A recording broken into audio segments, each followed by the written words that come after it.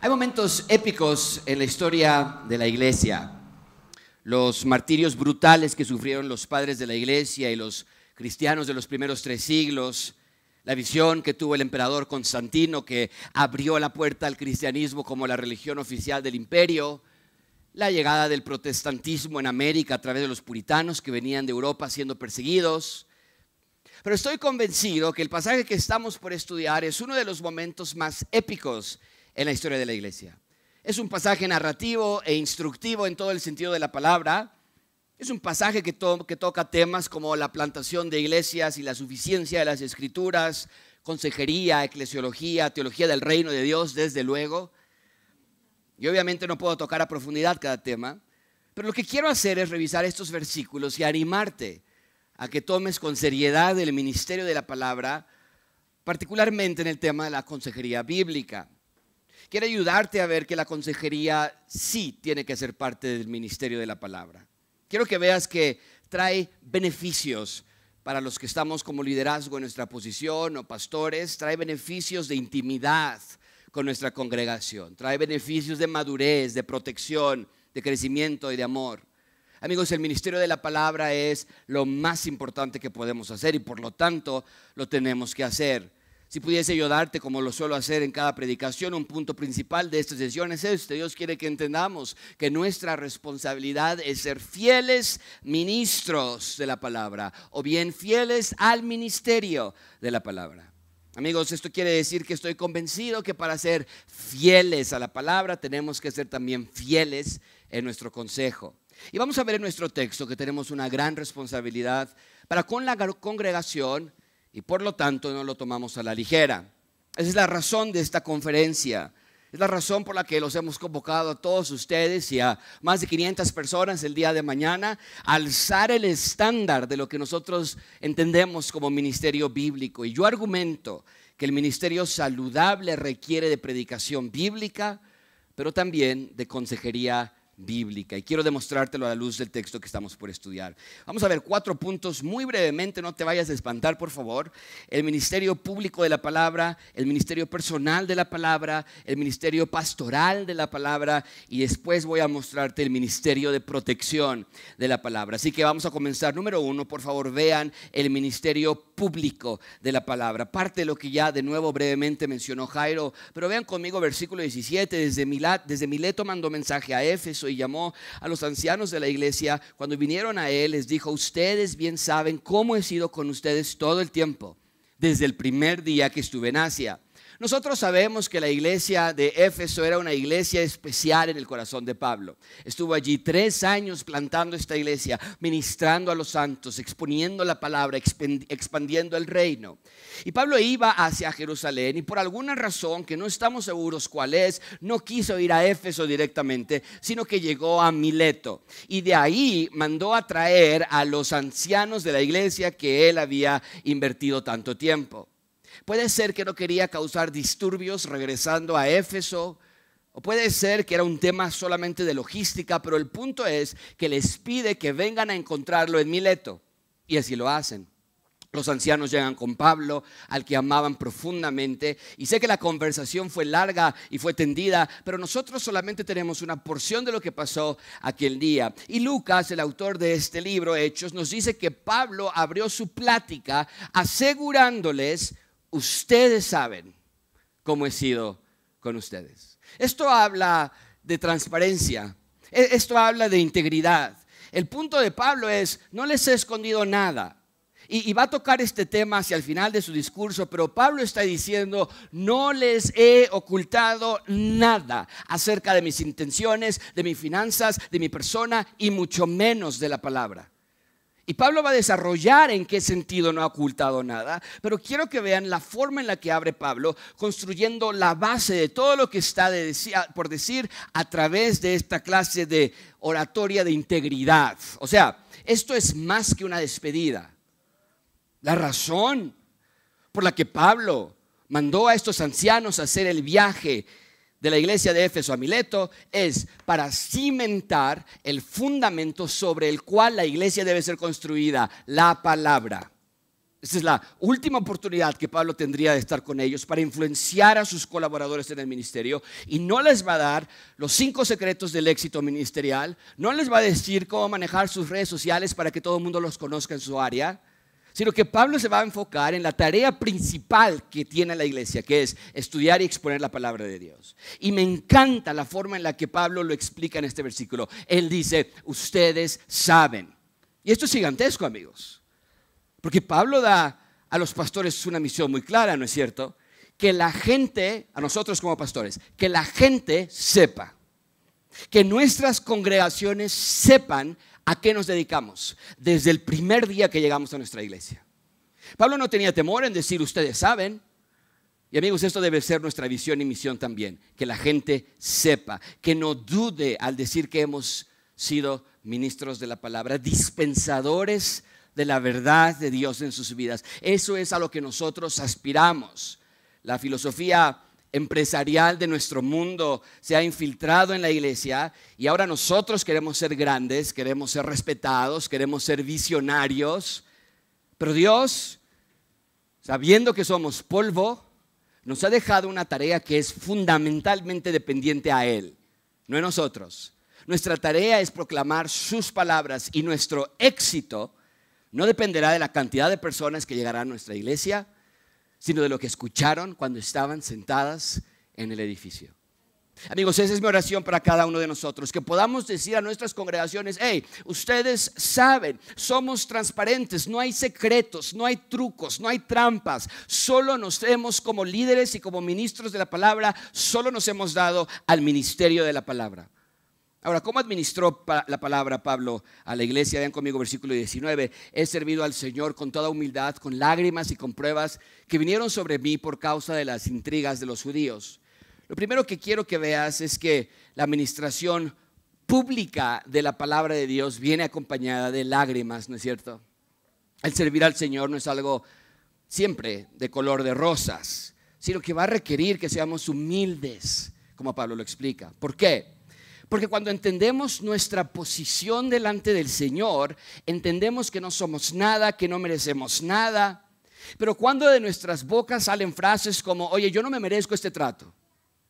Yo no tengo necesidad de estar pasando esto a través de verlos a ustedes aquí, o de la manera en la que me están hablando de mí o de mi familia. Entonces estamos dejando ver que no entendemos, que no somos nada, que solamente somos emisarios del Rey y de su palabra. Al contrario, cuando pensamos en esa clase de frases, pensamos que somos alguien y que de alguna manera u otra se nos debe algo, porque todo lo que hemos hecho por esta iglesia, porque todo lo que hemos invertido en estas personas, y qué tan equivocados estamos, hermanos. Nosotros solamente somos esclavos del Rey, y yo quiero estar preparado para recibir oprobios y ataques, y cuando derramemos lágrimas por los dolores del ministerio, lejos de pensar en huir de nuestra posición, debemos correr hacia Cristo, hacia su evangelio, que nos recuerda, no se trata de ti, se trata de Él. Entonces, Pablo les está hablando a los pastores de Éfeso y les recuerda de la forma de vida que ha vivido en los últimos 3 años. Dice, ustedes lo saben todo, he llorado, he sufrido, pero a pesar de estas emociones pasajeras, había un ancla firme que lo mantenía en una misión. Vean conmigo versículo 20. Bien saben cómo no rehuí declararles a ustedes nada que fuera útil, y de enseñarles públicamente y de casa en casa. Pablo apela una vez más al conocimiento público. Dice, ustedes lo saben. O sea, este versículo es nuestra inspiración, amigos, que la gente sepa perfectamente quién eres, qué dices, cómo lo dices y por qué lo dices. Que seamos fieles a su llamado, fieles a su palabra. Es exactamente lo que Pablo está diciendo aquí. Nunca les impedí, dice Pablo, recibir algo útil. Me encanta esto, amigos. Él dice, no me quedo callado, no fui un líder pasivo, no fui un pastor retraído, pero si voy a abrir mi boca, Pablo tenía una regla muy útil. Él decía, aquello que voy a decir que voy a abrir en mi boca tiene que ser de edificación, solamente. Y desde luego que sabemos que Es la palabra lo que Pablo hablaba. Él mismo lo va a explicar momentáneamente, pero quiero que veas el compromiso que Pablo tenía para con ellos. Si se tratara de cómo las personas nos tratan, si se tratara de cómo las personas reaccionan, si se tratara de cuántas personas vienen a nuestra iglesia los domingos, ya muchos de nosotros tendríamos que dejar el ministerio. Pero a Dios gracias que nuestro llamado es dar palabras útiles a nuestras ovejas. Y no estoy sugiriendo que esto sea fácil, porque va a merecer cada gramo de fuerzas que tenemos para estudiar, para pensar, para analizar y para interpretar la palabra de Dios. Todo con la ayuda del Espíritu Santo. Necesitamos disciplina personal para usar nuestro tiempo sabiamente. Y necesitamos de dominio propio para estudiar diligentemente. Pero mi punto es que nuestro trabajo no se trata de misticismo o de humanismo, de filosofías, de psicoanálisis, sino que solamente tenemos una fuente de información que es útil. Y a esa fuente acudimos todos los días para enseñarla a las personas. ¿Qué es lo que Pablo dice en este versículo? Usando la utilidad de la palabra, Pablo les enseñaba en esas dos formas. Ya lo mencionamos en la primera sesión, públicamente y de casa en casa. Y de esta clase de textos nosotros tomamos la idea de consejería bíblica. Vemos que la palabra de Dios se dispensa en el púlpito a una audiencia, pero también de una forma personal, de individuo a individuo. Y este no es el único texto que nos enseña esta verdad, pero es un buen paradigma que nos ayuda a entender la realidad de que la predicación de la palabra no es todo lo que un pastor debe hacer. Por lo menos no es todo lo que Pablo hacía. A veces pensamos que predicar 1 o 2 veces a la semana y ya estamos cumpliendo con nuestra tarea. Pero amigos, esto no es verdad.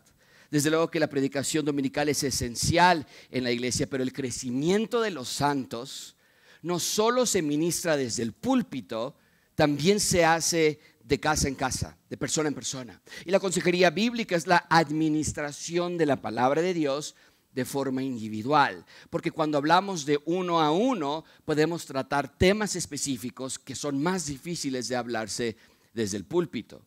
Y amigos, yo argumento que una iglesia sin el ministerio de la palabra de forma personal, individual, invariablemente va a terminar en moralismo. ¿Por qué? Porque tal vez la predicación es muy buena, la predicación es muy sana, pero algunas familias, matrimonios, jóvenes, incluso hasta niños tratarán de hacer lo que les pediste cuando predicaste y no tendrán éxito, no van a poder. Y si el único momento que escuchan instrucciones es el domingo, y si no hay ese acercamiento personal íntimo con tus congregantes, lo único que harán es aparentar que lo están logrando. Serán buenas personas por fuera para sentir que están viviendo lo que escuchan en la predicación, porque el moralismo es el disfraz de la santidad. Es decir, alguien puede ponerse el disfraz del moralismo y parecer como que es santo porque tiene conductas buenas, pero eso produce frustración y miedo y vergüenza, porque dentro de sí esa persona sabe, todo esto es una farsa. Pero la santidad solo viene con la ministración de la palabra, y Pablo dice, lo hice así en el púlpito y lo hice así en privado. Amigos, permíteme animarte. Pastor que estás aquí, líder de iglesia que estás aquí, permíteme animarte a que veas esta realidad. Porque yo pensaba que yo estaba haciendo mi trabajo al predicar el domingo y luego verme con cuantas personas pudiera para hablar con ellos. Como decía Jairo, el martes nos vemos. Pero así como no toda la predicación es bíblica, así también no toda la consejería es bíblica. Yo creía que cumplía porque yo les decía a las personas, vienen enojados, pues ya no se enojen tanto.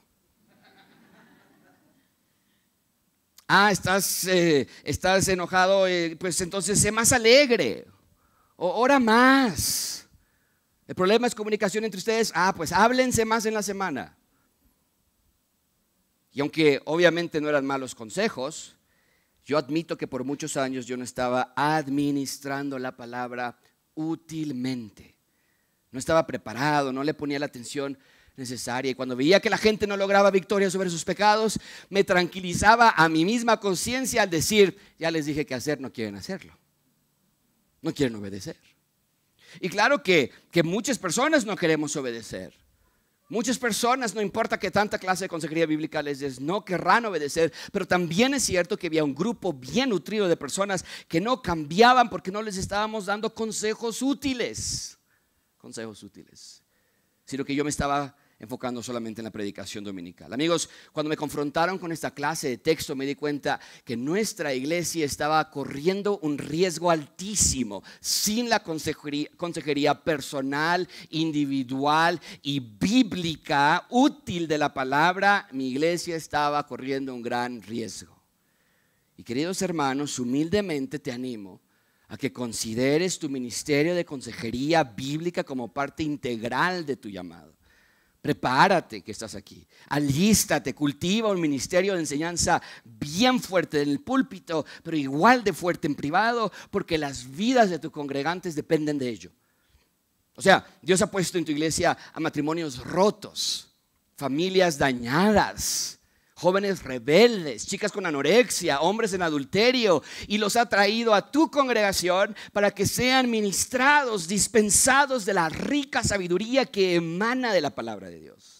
Eso es lo que llamamos santificación. Y la consejería es un medio de gracia que Dios nos ha dado para acompañar a nuestros congregantes en su proceso de santificación. Es lo que Pablo dice en el versículo 21, dice: testificando solemnemente tanto a judíos como a griegos del arrepentimiento para con Dios y de la fe en nuestro Señor Jesucristo. ¿Qué era útil según Pablo?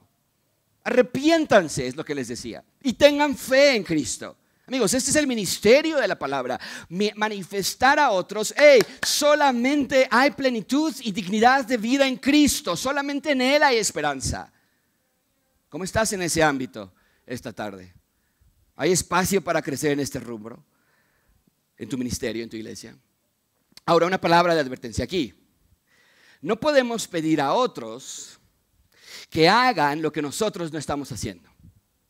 Es lo que Santiago dice: al que sabe hacer lo bueno y no lo hace, ¿qué dice? O sea, mientras que nadie, obviamente, puede ser consejero en virtud de que yo ya no tengo problemas o pecados algunos, sí tenemos que entender que el dispensar la verdad de Dios no es un ministerio que pueda ser tomado por aquel que no está siendo ministrado por la palabra primero. Ven, en segundo lugar, el ministerio personal. El ministerio personal de la palabra. Versículo 22. Ahora yo, atado en espíritu, voy a Jerusalén sin saber lo que allá me sucederá, salvo que el Espíritu Santo solemnemente me da testimonio en cada ciudad, diciendo que me esperan cadenas y aflicciones. Amigos, esto es crucial que lo apliquemos en nuestras vidas, porque Pablo comparte ahora con los ancianos de Éfeso que está atado. O sea, está en obediencia, yéndose a Jerusalén, y que por lo tanto, dice él, no interpreten mi salida de Éfeso como algo de interés personal. No es que ya me aburrí, no es que ya estoy cansado, sino que es el Espíritu Santo que me está llevando a otros lugares. Y aunque Pablo no sabía bien lo que habría de acontecerle en esos otros sitios, sí sabía lo suficiente. Él dice: no van a ser vacaciones, va a haber dolor, va a haber persecución y va a haber cárcel. Y Pablo está buscando que los ancianos a los que él está ministrando por última vez entiendan por qué se va. No lo estoy haciendo por un acto de espontaneidad, no es un arranque personal, y mucho menos es porque yo quiera irme. Es la guía de Dios en mi vida. Y amigos, esto es lo que yo llamo la aplicación personal de la palabra.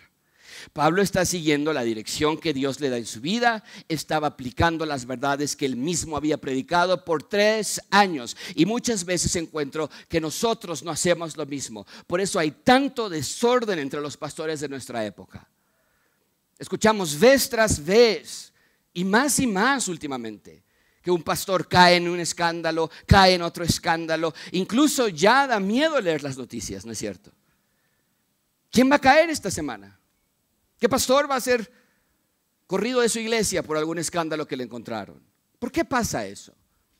Yo creo que es porque no estamos aplicando en nuestras vidas lo que predicamos. Por eso es tan importante la forma en la que Pablo comenzó a hablar este discurso. Ustedes saben. Ustedes saben. Esto quiere decir que si vas a predicar a otros que perdonen a alguien más, hey pastor, hey amigo, no puedes cultivar tú el rencor en tu corazón. Tú no puedes abrazarte de la amargura. Y no estoy diciendo que no va a ser una batalla, porque ya vimos que el ministerio pastoral no es un viaje a la playa. Hay dolor, lágrimas, traición, críticas, injusticia. Pero me pregunto si acaso nosotros los pastores nos desanimamos tan rápido porque no estamos aplicando lo que enseñamos. ¿Cómo le podemos enseñar a confiar a la viuda, pero nosotros no aventar la toalla cuando se van 4 familias de nuestra iglesia? ¿Cómo podemos buscar reconciliación entre 2 familias, pero tú no quieres perdonar a los que te han lastimado a ti? Amigos, recuerden lo que yo dije al inicio. Eso se llama moralismo. Y por mucho que el moralismo se parezca a la santidad, no son lo mismo. La santidad solo viene a través de la administración de la palabra a tu propia vida. Y no puedo pensar en alguna otra razón por la que Pablo se iría de Éfeso. Las cosas estaban bien, estaban estables, la iglesia crecía, pero se va de allí a pesar de saber que le esperaban problemas. ¿Por qué? Porque él aplicó a su propia vida lo que él había enseñado a otros. Mucha atención con esto, hermanos. Pablo sería fiel a su llamado porque la palabra era fiel en su vida. Y tú solamente puedes ser fiel en tu llamado cuando tú seas fiel a la palabra de Dios. Pablo solo dependía de la palabra, no de las circunstancias. Versículo 24, pero en ninguna manera estimo mi vida como valiosa a mí mismo, para mí mismo, a fin de poder terminar mi carrera y el ministerio que recibí del Señor Jesús. Ayúdeme a leer en voz alta la última parte del versículo 24, todos fuerte, dice, para dar testimonio.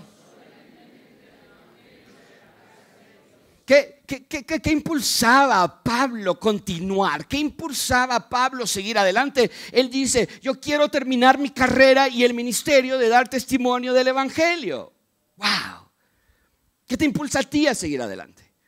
Porque si estas metas no son las tuyas, entonces de todo y por todo vas a querer dejar el ministerio. Si tu meta es yo ya no quiero que haya problemas, si tu meta es yo quiero que mi iglesia crezca, si tu meta es no quiero que me traten mal, no quiero que me traicionen, que no se metan con mi familia, entonces prepárate para una vida ministerial súper compleja. Pero si tu meta es terminar la carrera y el ministerio de la palabra hasta el fin, el Señor te fortalecerá cada día con un poder que no viene de nosotros sino de Él. Entonces, Pablo está convencido, he sido transparente, les he enseñado en público, les he enseñado en privado, he seguido yo mismo lo que he enseñado a fin de terminar mi ministerio bien. Y ahora frente a estos pastores que han sido convocados, los comisiona solemnemente. Vean en tercer lugar, el ministerio pastoral de la palabra. Versículo 25, ¿me ayudan en voz alta por favor? Dice, y ahora yo sé que ninguno de ustedes entre quienes anduve predicando el reino volverá. Bueno, en realidad no puedo pasar un versículo sin subrayar lo que más me apasiona, que es el reino de Dios.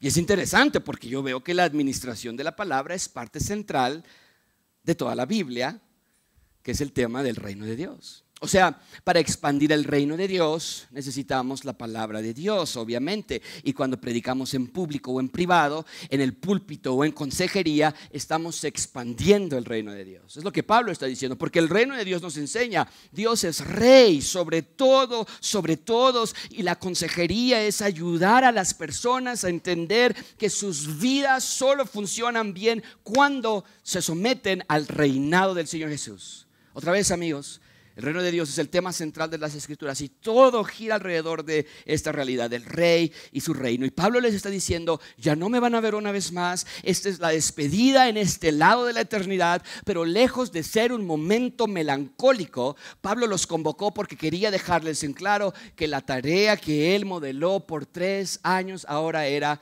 de ellos. Vean conmigo el versículo 26, por tanto les doy testimonio en este día que soy inocente de la sangre de todos, pues no rehuí declararles todo el propósito de Dios. Una vez más, Pablo habla de la transparencia en su ministerio, transparencia en su corazón. Él dice, nunca me guardé de darles todo el propósito de Dios. Esto es lo que la predicación expositiva hace, ¿no es cierto? La predicación expositiva nos ayuda a diseminar solamente el consejo de Dios. No queremos escuchar tus palabras, pastor. No queremos escuchar tus opiniones. A veces ni nuestras esposas quieren escucharlo, que nos hace pensar que una congregación quiere escuchar tus opiniones. Pero, mucha atención con esto. No nada más se trata de que predicas todos los libros de la Biblia, sino que habla de una clase de enseñanza que se aplica en todas las necesidades de la vida.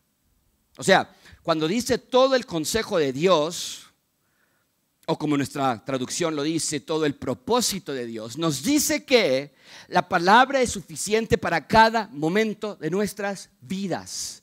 Toda la palabra es suficiente. Solo la palabra es suficiente. Para tiempos de salud y de enfermedad, de problemas o de paz, Pablo les dice, les di todo el propósito de Dios. A eso nos dedicamos, queridos hermanos. La iglesia no es una empresa, la iglesia no es un negocio, no es un museo para los más santos. La iglesia es un hospital, y cuando les das todo el propósito de Dios, estás medicando para todos los problemas del alma. Así que hazlo con sobriedad, con profesionalismo, con respeto, porque Dios te ha dado esas almas para cuidar de ellos, no para destruirlos, no para desnutrirlos. No veas a las personas como un pesar, como una carga. Ay, ya va a venir el hermano tal. Ay, no, dile que no estoy. Dile que me hable más tarde. Sino que son hijos e hijas del Rey, que te ha encargado a ti para su manutención a través de la palabra. Y es lo que Pablo les está diciendo. Yo les declaré todo en todo, les di todo lo que estuvo a mi alcance. Ahora les corresponde a ustedes. Vean conmigo versículo 28.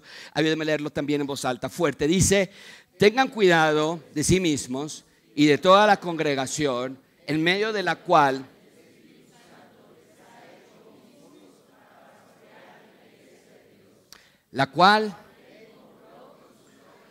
no les pide algo que Él no estuvo haciendo, ¿viste? Cuídense a sí mismos. ¿Cómo? Con la palabra de Dios, claro. Y después de cuidarse a sí mismos, atiendan a la congregación. ¿Por qué? Porque el Espíritu Santo así los ha elegido. O sea, Pablo pone ya todo junto y los amonesta seriamente a que entiendan, esto no se trata de ellos mismos, se trata de Dios. Y amigos, en ese sentido, su responsabilidad de los ancianos de Éfeso no era para con Pablo, era para con Dios. Queridos hermanos, ustedes tienen el mismo llamado. De eso se trata esta preconferencia. Por eso los hemos invitado a que vengan, para que podamos caer todos rendidos a nuestro Rey, porque en su infinita misericordia nos ha dado a nosotros, los pastores y líderes de las iglesias, esta vocación: ministrar la palabra a la iglesia que Él compró con su sangre. Qué gran privilegio y al mismo tiempo qué gran responsabilidad, porque Pablo deja claro, esta vocación, esta idea de pastorear no es un invento humano, es el mismísimo Espíritu Santo que nos instala a nosotros como pastores para el cuidado de los santos. Y lo que Pablo está haciendo aquí es mostrarles sobriamente que esta labor no se puede tomar a la ligera. Por eso les dice, cuídense a sí mismos y a la congregación. Amigos, me pregunto si esta tarde, esta noche hay alguien aquí que necesita recordar esta verdad. Cuida tu matrimonio. No tienes ojos para nadie más. Cuida el contenido en tus dispositivos. No puedes esconder nada. Todo va a salir a la luz eventualmente. Cuida tu corazón, cuida tus pensamientos. Muchos de nosotros, por estar tan ocupados en las vidas de otros, descuidamos nuestras propias vidas. Pensamos que tenemos flexibilidad, que podemos jugar con este u otro pecado. ¿Por qué? Yo sí lo puedo resistir mejor que ellos. Porque yo sí me puedo detener cuando yo quiera. Pero en realidad, amigos, eso no es verdad. Somos tan humanos como cualquier otro. Y antes de pensar en dar consejería a otros, Pablo nos pide que nos la demos a nosotros mismos. Necesitamos una red de rendición de cuentas real. Un grupo de amigos, familia, colegas, tal vez, yo no sé, quién esté cerca de ti, con los que estés creciendo en santificación y rindiendo cuentas unos con otros. Pero sobre todo, dice Pablo, necesitas ese cuidado que solo tú te puedes dar. Esa valentía que solo tú puedes ejercitar. Porque si nada más dependes de rendir cuentas con otros, entonces estás dependiendo de una fuerza externa. Y esa valentía, esa fuerza interior con la que tú debes de cuidarte a ti mismo solamente viene a través del poder de su palabra. ¿De qué nos debemos de cuidar? Vean conmigo versículo 29. Sé que después de mi partida vendrán lobos feroces entre ustedes que no perdonarán al rebaño. Dice Pablo, cuidemos a los congregantes de peligros externos, persecución, presiones, hostigamiento, pero el peligro no nada más es de afuera. Lean conmigo versículo 30 y ustedes van a entender perfectamente este versículo. Todos juntos leemos, dice, también de entre ustedes mismos se levantarán algunos, hablando cosas perversas para arrastrar. Dentro de la misma iglesia vendrían problemas, herejías, mentiras, cosas perversas, dice Pablo. Y el peligro era tal que Pablo les insta a cuidarse a sí mismos y a la iglesia. Amigos, el punto es este: vivimos en peligro. Pablo dice, este mundo es venenoso por todos lados. Es como cuando vas a un bosque y preguntas qué hongos son venenosos. Ok, Pablo está diciendo todos son venenosos.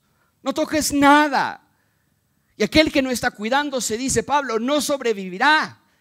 Y a veces pensamos que todo va a estar bien. Como que cruzamos los dedos y decimos, todo va a resultar. Pero Pablo está tumbando esa idea, ¿no es cierto? Él dice, no, si no te cuidas, no lo lograrás.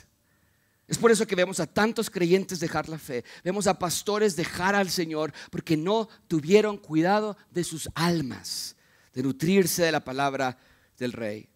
Pero los ancianos de Éfeso no habían aprendido así de Pablo. Versículo 31, estamos por terminar, dice, por tanto estén alertas, recordando que por 3 años de noche y de día no cesé de amonestar a cada uno con lágrimas. Los amonesté. Eso suena como mucho trabajo, de día y de noche. Pero tenemos que entender que a ese trabajo nos ha llamado Dios. Lágrimas de tristezas en algunos casos, lágrimas de alegrías en otros casos. Pero el punto es que Pablo veía esto más allá de un trabajo. Él dice, nosotros ayudamos a las personas con la palabra de Dios. Esa es la vida. Esa palabra amonestar es la palabra de la que nosotros entendemos la palabra nutética, la consejería nutética. Esta es la palabra de donde nosotros tenemos esa orden. Nuseteo en el griego. Es el idioma original que nos dice que esta clase de confrontación, que no es agresiva, es gentil, pero que amonesta, que contrasta lo que estás haciendo con la palabra de Dios, que enseña lo que deberías estar haciendo. Y Pablo hizo eso por 3 años. Allí está el primer centro de consejería del mundo, ¿no es cierto? Pablo confrontaba y amonestaba a los jóvenes, a los niños, a los problemas matrimoniales, les enseñaba, los confrontaba acerca del dinero, tiempo, parejas, temas de iglesia, todo, dice Pablo. Ese es nuestro llamado, a confrontar a las personas. El peligro que tus congregantes corren es mucho, amigo.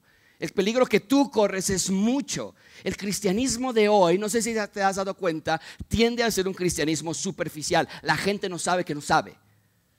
No entiende lo que cree, porque no sabe qué cree.